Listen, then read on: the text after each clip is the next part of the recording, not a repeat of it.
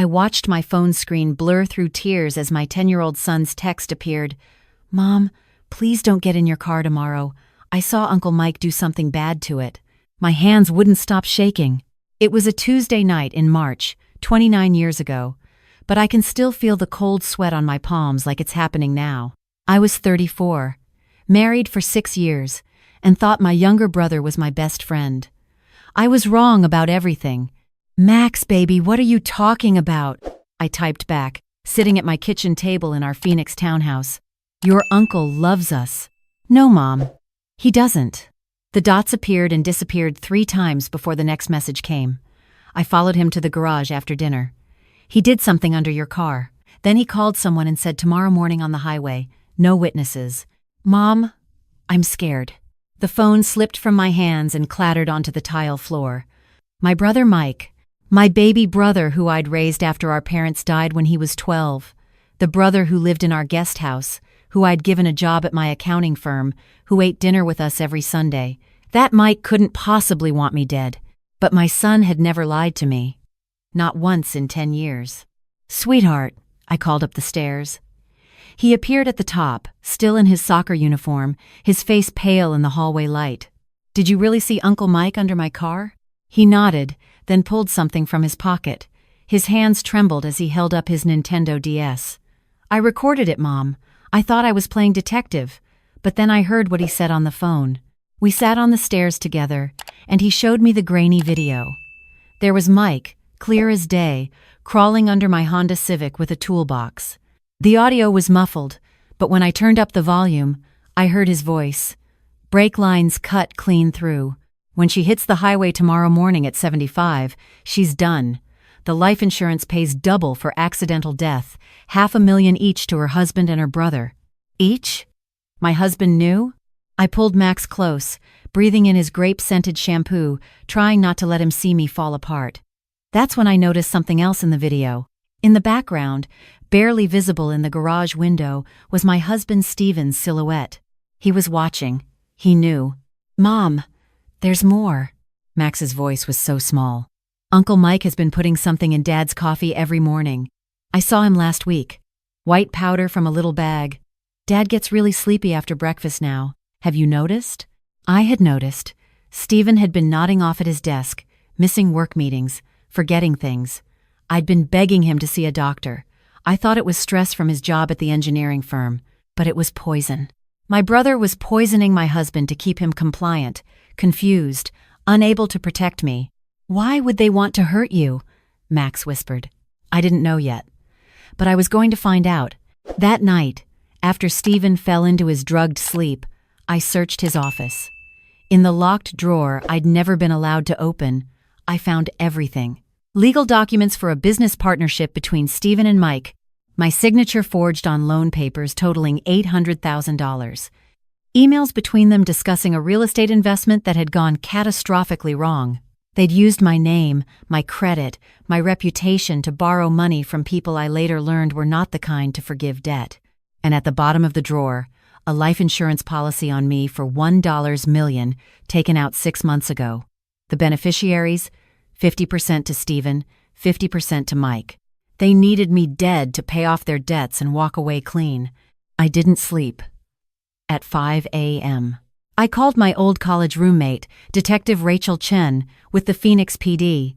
We'd stayed close over the years, and she'd never liked Steven. Always said he smiled too much, laughed too loud, like he was performing. Rachel was at my door by 6. I showed her everything. The video, the documents, the insurance policy. She tested Steven's coffee mug from the dishwasher and found enough diazepam to sedate a horse. We spent the next 4 hours planning. Rachel brought in a forensic team to photograph the cut brake line without disturbing it. They set up cameras in my garage, got a warrant ready, brought in backup officers. I wore a wire so thin it felt like a strand of hair against my skin. And then I did the hardest thing I've ever done. I acted normal. I woke Steven at 8, kissed his forehead, and brought him his coffee. The coffee I'd watched Rachel swap out for clean coffee that morning. I made Max pancakes and sent him to school with his grandmother, whispering, "I love you, baby. I'm coming back," as he hugged me tight at the door. At 8:30, Mike knocked like he always did. "Morning, sis," he said, his smile so genuine I wanted to scream. "Big day at the office?" "You know it," I said, grabbing my purse. The wire itched against my ribs. "Budget presentation to the board. Wish me luck." "You don't need luck." His hug felt like a snake coiling around me. "You're the smartest person I know." I walked to my car. Stephen was already in his, supposedly heading to his own job, but I knew he was waiting to get the call that I'd crashed on the I-10, waiting to play the devastated husband. I opened my car door, put my purse in the passenger seat, put my key in the ignition. Then I walked back inside. "I forgot my presentation folders," I called out. Mike's face went white. "What?" "My folders," I said, keeping my voice light. "Can't present without them."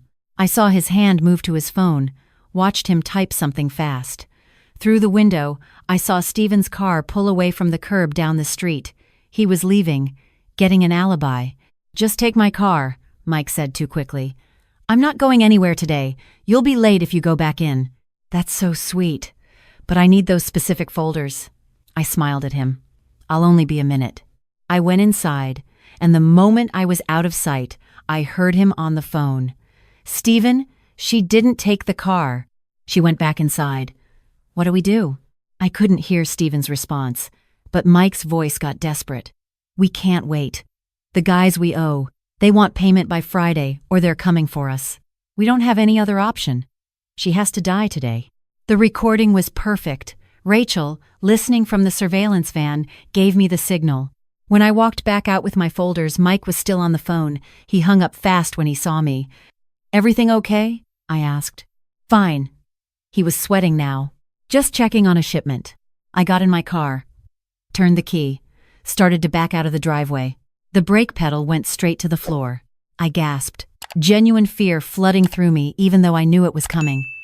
The car rolled backward toward the street. Mike jumped in front of it, grabbed the door handle, face full of manufactured concern.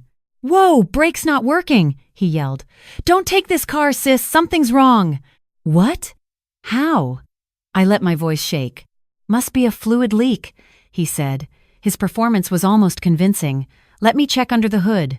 He made a show of popping the hood, looking around, shaking his head. "This is dangerous. You could have been killed on the highway." "What should I do?" "Take my car." "Really?" I insist. He was pushing now. "I'll get yours towed to the mechanic." That's when Detective Chen and 4 officers came around the corner. Phoenix Police. Hands where we can see them. Mike's face went from concerned brother to cornered animal in half a second. He looked at me, and I watched him realize, she knows. "You set me up," he breathed. "You tried to kill me," I said back. My voice didn't sound like mine. "For money. For your gambling debts and failed investments." Rachel pulled him away as other officers handcuffed him. "I recorded your confession, Mike. The brake line, the insurance money, all of it. But Stephen," he said, like that would save him. "Stephen's part of this too. He'll back me up." They arrested Stephen at his office an hour later. He'd driven straight to work, establishing his alibi for when I was supposed to crash. The look on his face when they told him I was alive and he was under arrest, I'll never forget it. Not shock. Not relief that his wife had survived. Just cold calculation about how badly his plan had failed. The trial took nearly a year. Their lawyer tried to claim I'd fabricated everything, that I'd cut my own brake line to frame them. But Max's video, dated and time-stamped, proved I had warning before any of this happened.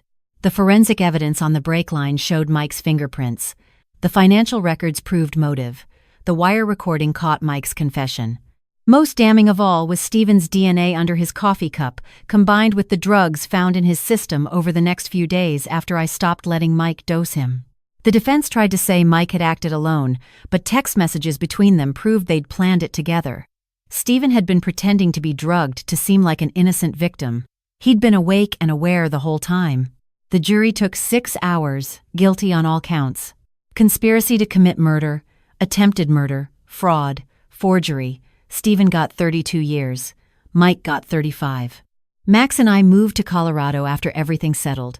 Far from Phoenix, far from the house where my husband and brother had plotted my death over Sunday dinners. I changed our names, started over, My son started seeing a therapist to process the trauma of knowing his uncle and stepfather had tried to kill his mother. He's 39 now, a cybersecurity expert with 3 kids of his own. Sometimes he visits me here in Boulder, where I retired 4 years ago. We talk about that March, about how his Nintendo DS video saved my life. "Do you ever wish you hadn't looked?" he asked me last Thanksgiving, watching his own children play in my backyard. I thought about how much easier it would have been to dismiss his text, to tell him he was imagining things, to get in that car and drive to work like nothing was wrong. "No," I said, "because if I hadn't, I'd be dead. You'd have grown up with a father and uncle who killed your mother, and they'd have gotten away with it." He nodded, understanding. "My therapist says kids notice things adults miss. Pattern recognition develops early." "You saved us both, baby." I squeezed his hand. 10 years old, and you had the courage to follow your instincts, to record evidence, to tell me even when you knew it would hurt. "I was terrified," he admitted. "What if you didn't believe me? What if you chose them?" "But I didn't. I chose you." "That's the lesson," I told him. "When children tell you something's wrong, especially about people we love and trust, we listen, we investigate, we take them seriously." Stephen got out on parole 2 years ago after serving 27 years. I got the victim notification. He lives in Nevada now, forbidden from contacting either of us. Mike's still in prison, and will be for another 6 years. I sometimes wonder if they think about that morning, about the 10-year-old boy with a Nintendo DS who ruined their perfect crime with a grainy video and careful attention. I hope they do. I hope it haunts them every single day, because 29 years later, I'm alive. I'm happy. I have grandchildren who call me Nana and climb all over me during visits. I have a garden where I grow tomatoes that actually taste like something. I have book club on Thursdays and hiking with friends on Saturdays. I have coffee on my porch at sunrise, watching the flatirons turn pink and gold, grateful for every ordinary moment. And Stephen and Mike have nothing but prison cells and the memory of the sister and wife they tried to destroy, who destroyed them instead. If you're listening to this and something feels wrong in your life, trust that feeling. If someone you love is acting strange, investigate. If your child tells you something that sounds impossible about someone you trust completely, listen anyway. Really listen. Children see what adults rationalize away. They notice inconsistencies, strange behaviors, things that don't add up. Max noticed his uncle had a toolbox he'd never seen before. Noticed his dad getting sleepy at weird times. Noticed the whispered phone calls. Noticed his uncle going to the garage when he said he was going to bed. I almost ignored it all.